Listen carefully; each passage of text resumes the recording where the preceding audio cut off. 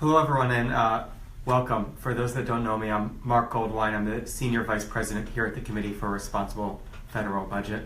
I apologize we're getting started a few minutes late. As happens from time to time, there's a little bit of technical difficulty, but we're back on track and I'm so excited to release kind of our brand new budget simulator, our budget game, the Debt Fixer.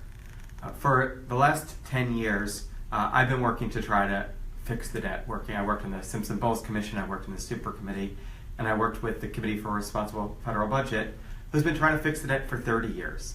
But now finally, you can join in too, because we've put together a brand new state-of-the-art model that allows individuals from around the country, and actually around the world, try their own hand at fixing the debt, go through the budget, not quite line by line, but area by area and issue by issue, and make the tough decisions that we need.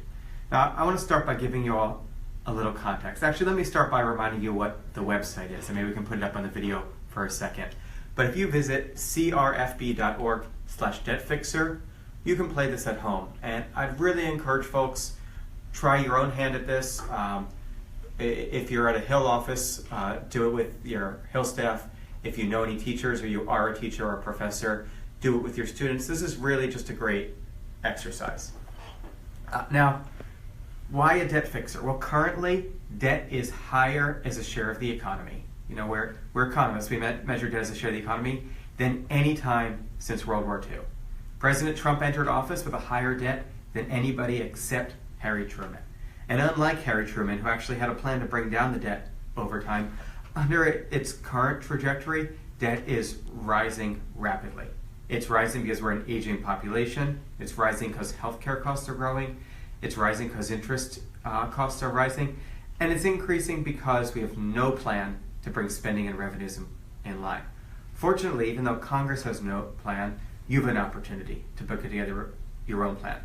Next week is budget week, apparently. The House is going to release their initial budget resolution. I challenge each of you to do better. I challenge each of you to take a go at our debt fixer and try your hands at fixing the debt on your own. Now I'm going to pull up the debt fixer so you all can see it. For some context, today debt is 77% of GDP. That means that about 3/4 of the economy is consumed by the debt, or really it means the debt's equal to 3/4 of the economy. As I mentioned, over the next 10 years, debt is rising. It's rising not just in nominal dollars, which actually wouldn't be so bad.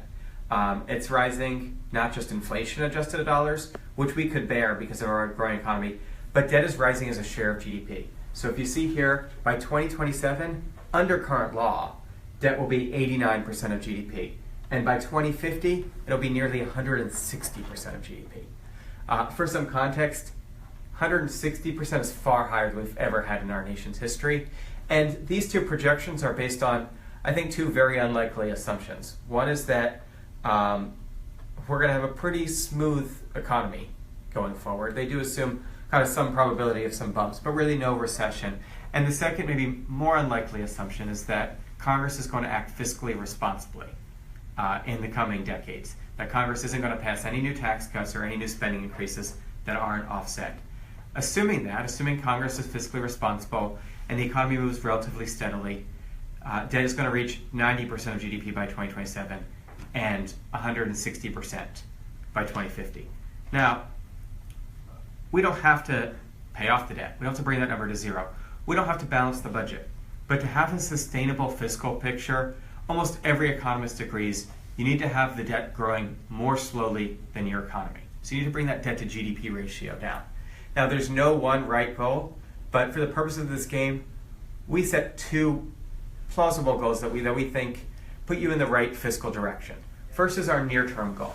Over 10 years, we think get the debt down to 70% of GDP. Now remember, today it's 77% of GDP. So this is not a huge reduction, but this shows that debt is growing more slowly than GDP. Then we gave you our long-term goal, which is by 2050. It's not a magic year. I do like round numbers, and it's not a magic number. But we said get debt down to 40% of GDP. 40% of GDP is about our historic average for debt. If you got it down there, we'd have plenty of fiscal space to prepare for a new war, a major recession, other contingency plans, and we might even have some fiscal room to start making new investments, hopefully before 2050. So this is the basic goal we set forward for you. Get the debt down to 70% of GDP over 10 years, get it down to 40% over 50 years. Now to do that, you need to find over the next 10 years about $4.3 trillion worth of savings, or in billions, $4,330 billion worth of savings. What this exercise does, what the debt fixer does, is allow you to go through the various areas of the budget, picking out the very policies that members of Congress and the President are talking about now, and have talked about recently, to try to get that $4.33 trillion. Maybe you'll exceed your goal, and we hope you will. Maybe you'll fall short, but still get in the right direction. Or maybe you're one of those fiscal doves and you want to increase the debt. I don't recommend that. It would slow our economic growth. It would increase our interest payments. But it's a choice that you should be making if that's what you want to do.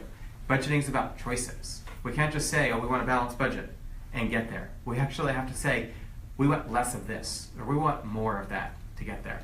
Now, if you look across the top of the screen, we divide this debt fixer into a number of different areas. We give you defense policy, what we call investments, but this is our education, infrastructure, and research, Social Security, and this includes Social Security benefits as well as Social Security revenue, like the payroll tax, healthcare, this is mainly Medicare and Medicaid, other domestic spending, this is everything from the Environmental Protection Agency to the federal workforce.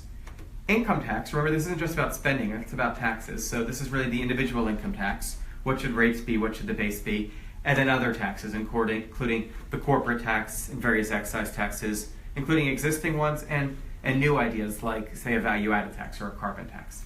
I want to walk you all real quickly through just a sample of one of these, and let's pick my favorite topic of the day, healthcare. Okay, so you go to this healthcare section. We're not giving you every healthcare option because we understand most people don't want to spend 50 hours or 100 hours or 10 days working on the budget. But what we did is we took kind of the top options that are being discussed by members of Congress and by the President, by others, and give you an option to choose them. So let's start with something that's really been discussed today, the Affordable Care Act. There are lots of ways to save money within the Affordable Care Act with various effects. One that is actually being proposed right now is to overhaul the entire Affordable Care Act, to scrape out a lot of the subsidies in Medicaid and replace with new legislation called the American Health Care Act. We could select that. That would save $230 billion. Now, we might not want to select that before we know what it means. This is where the debt fixture is really helpful because every single option has a Learn More button. And when you click Learn More, it walks through all of the details of each of these policies. It tells you what the policies would do.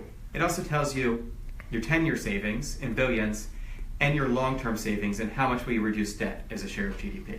So in this particular example, the American Health Care Act, this is the House version, including interest would save about $230 billion over 10 years and would reduce debt as a share of GDP by about 10% after 50 years. If you want to get out of this, you press this close button right up here, and then we can walk through each of these other options. So for example, we could modernize Medicare cost sharing, we could increase premiums for higher earners, we could reduce drug prices. There's a lot of options there. If you click the Learn More, it walks through them. And maybe we want to reduce Medicare provider payments and accident tort reform. As this example, if we picked all of these options, these bars would move. Remember before, debt was 89% of GDP in 2027. Now we're down to 86. And remember in 2050, debt was almost 160% of GDP. Now we're 134. That hasn't met our goal, but that's moved us a little bit closer. And now we can walk through each of these areas and make our own choices. I want to mention a couple other things about this debt fixer, then I'd like to pause a few minutes to take some questions as I go through this. First of all, lots of places to learn more. We have a methodology section down here, explains where we get this. Most of our estimates are based on the nonpartisan Congressional Budget Office. These are policies that have often been put forward by members of Congress, by the President, or by others, and that CBO, the Congressional Budget Office, has actually estimated. Now, their estimates include what we call microdynamic effects. So they will look at the policy and they say, how does behavior change as a result of it? What they don't do is include macroeconomic effects. How does this change the economy? The challenge of macroeconomics scoring is very hard when you're looking at a full plan, because all of these policies are going to interact with each other, and one would really want to score it at the end.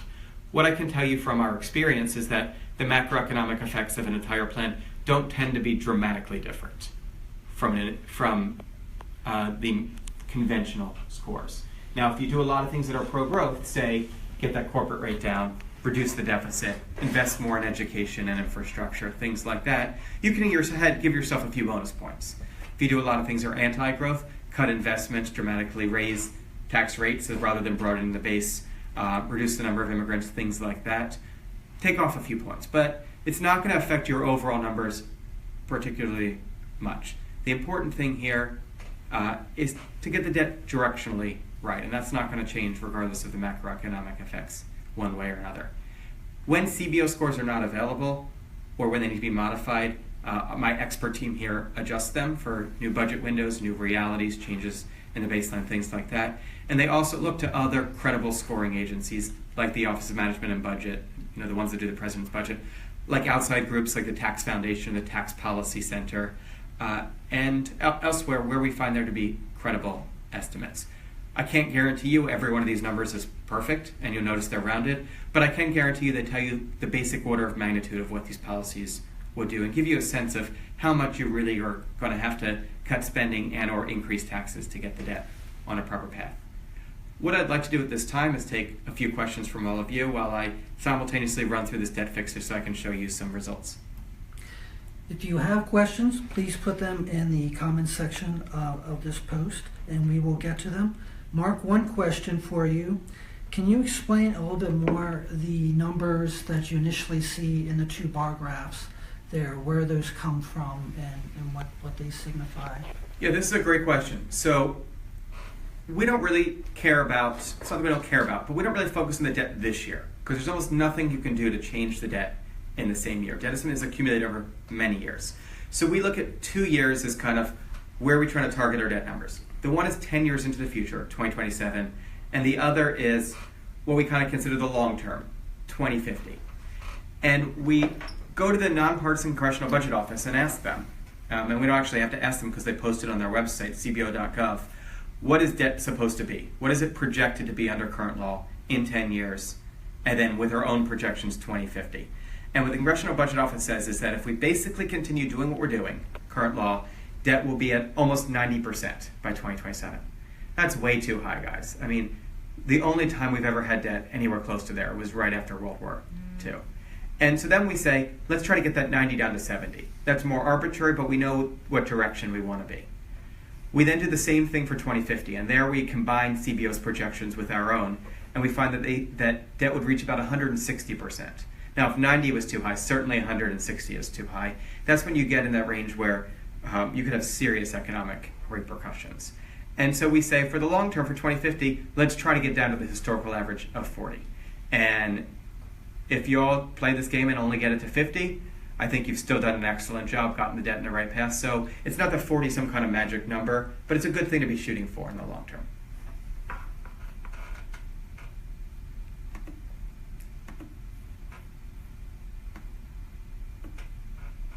If we have any more questions, please feel free to submit your questions. There is a question from Bob Bradford. Can I use this in a course I teach? We would love for you to use this in course. So we have an old version of this called Stabilize the Debt, which is now, I think, gone from our website, I would hope, and out of date. But it got a lot of use in classrooms. It's a great assignment to do in person. We've now done this in person a few times. It's also a great assignment to have your students do on their own as homework. And we have a group feature of this, which Chris can tell me if it's up or is about to be up. So it is up. If you actually go to the intro page, near the bottom, there's a little blue box that has an email address. If you contact us at debtfixer@crfb.org, we will set this up for you. And basically what we can do is set up your own kind of personal, it'll be a slightly different URL from this, and it'll be a URL for your class, and members of your class can use that URL, and then you'll be able to see their results, the individual results that each person has chosen, and also cumulative class-wide results, such as 63% of everybody chose a Social Security option like that. And look, the purpose of this is to be an individual tool, but also be a group tool. and it is built that way. It's very educational. I teach 2 economics courses, and I use a version of this in my classroom, and I'm very excited to start using this new version. And Bob has a follow-up question. Do you charge to use it for a course? If you want to send me a check, I'm happy to take it. But this is absolutely free. The website is available to anyone, and if you want to use it for your course, email us. We're just happy to get the information out. We're just happy to get people understanding the various choices that have to be made. So this is a completely free service, again, unless you want to send me a check. James Reed has a question. What impact does the issue of long-term Treasury bonds, such as 50-year or 100-year bonds, have on the debt? Yeah, so one idea, not actually to reduce the debt, but to give us some more security against risk, is to move to more long-term bonds. Now, we already have 30-year bonds, and we could just start using more of those. But another idea is to issue some very long-term debt, like 50-year or 100-year. That has pluses and minuses. The minus, let's start with, is inevitably those are going to be higher interest rates, because you've got to convince an investor the United States is going to be around and kicking in 100 years. And likely we will, but I feel less certain about that than we're going to be alive and kicking in 3 months or 10 years or 30 years, right? So they're going to come with high risk. On the other hand, it allows the United States to lock in today's, even if it's a little bit higher, but today's overall low interest rates for a very long period of time, and gets us out of kind of a crisis risk to some extent. So I think it's an interesting idea that's worth considering. Net effect on the debt is likely to be pretty minimal, but there's pluses and minuses overall. John Brackney has a question. Have any congresspeople or senators tried this? It would be great to have some model their thoughts and then have the constituents do the same. So this is a brand new exercise. We just released it publicly yesterday, and you all are getting some of the earliest views of it. We have done 2 alphas and a beta, let's say. So we have run this with 3 people in prior versions. And one of them is now a member of the president's cabinet. So it has gotten some view considering it's only been in beta, but this is definitely one of our missions in the coming weeks and months and years, is to get this on the Hill with as many people using it as possible.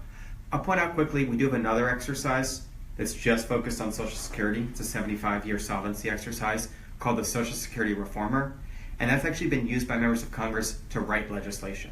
They first go through the reformer, pick their options, and then obviously they refine it a little bit through leg text and other estimates. So we have a history of our interactive tools being really purposed for helpful legislative opportunities, and we're very hopeful this will as well.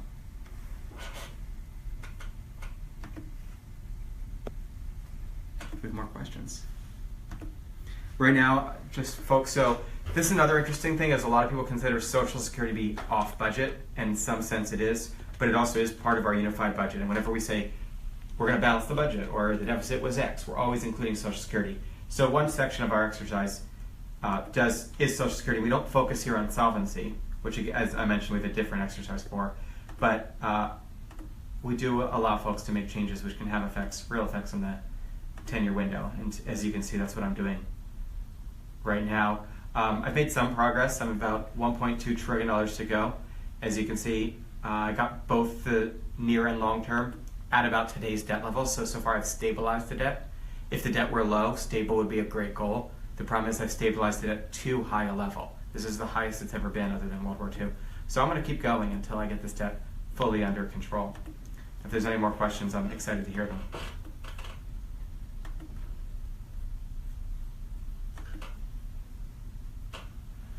Mark, can you explain a little bit more why getting the debt down to zero, fixing the debt doesn't necessarily mean getting the debt down exactly to zero? Well, I like the household metaphor in some ways. I know people say don't use the household metaphor, but I think it's instructive, as is the business metaphor. It's okay for you to have a mortgage. It's okay for you to have a car loan. For a business, it's actually preferable that some of your investments are made out of either loans or bonds. The issue isn't having debt. Debt is a good way to raise more money to spend on important things. The issue is having a debt that you cannot afford. And as long as the United States, with our growing economy, that's also the biggest in the world, has a debt load that's small and not rising as a share of our economy, we can afford it. And we can use that money to help continue to fund very important investments in things like education or infrastructure or, frankly, a strong national defense. The concern is that when our debt is growing faster than our income, imagine you not only had a mortgage, but you weren't paying off any of it each year, and each year you were adding credit card debt on top of your mortgage, and yet your income was stagnant. That would be a problem. Having a mortgage isn't a problem. Having a mortgage you can't afford with a stagnant income is. So it's the same thing with federal government. We don't need to pay off our debt. We just need to get our debt growing more slowly than our economy, more slowly than our resources are.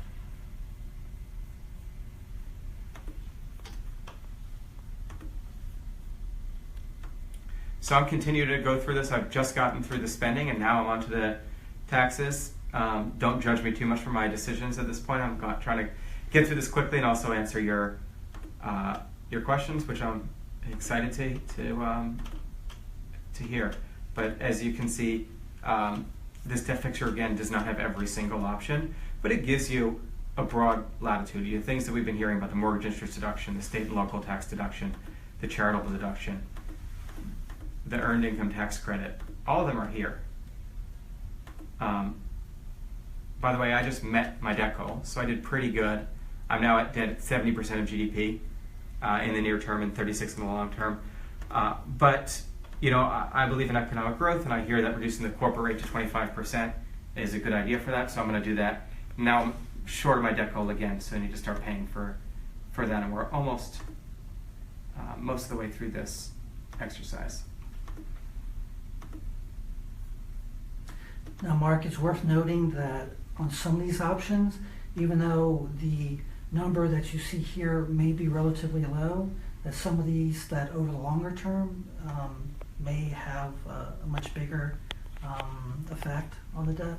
Yeah, I think there's a few important points. First of all, you'll notice that some of these options save a ton of money and some save very little. That's the reality of budgeting, and I think that's really instructive as you're going through this. We hear all the time, you know, cut foreign aid, cut welfare, relatively small savings. The big money is more in Medicare and Social Security and Medicaid and various parts of the revenue side. The second is there's some policies that save very little in the near term, but a lot in the long run. So if we raise the retirement age, that's not going to save too much today because it's not going to affect current beneficiaries. But over time, that could have a pretty significant effect. Or if we change the way we measure inflation to a more what I consider a more accurate measure, it's just tiny changes over time that accumulate. What was I had one more point, but let's just stick with those 2 points. These numbers are very different, and they can differ over the long term. So I've now finished my exercise. Now I want to go to the results page, and happy to take more questions again at the end. As you see, I got a trophy. I haven't been mailed my physical one yet, but I fixed the debt. I got the debt to 70% of GDP. I just barely got it by 2027. It's hard.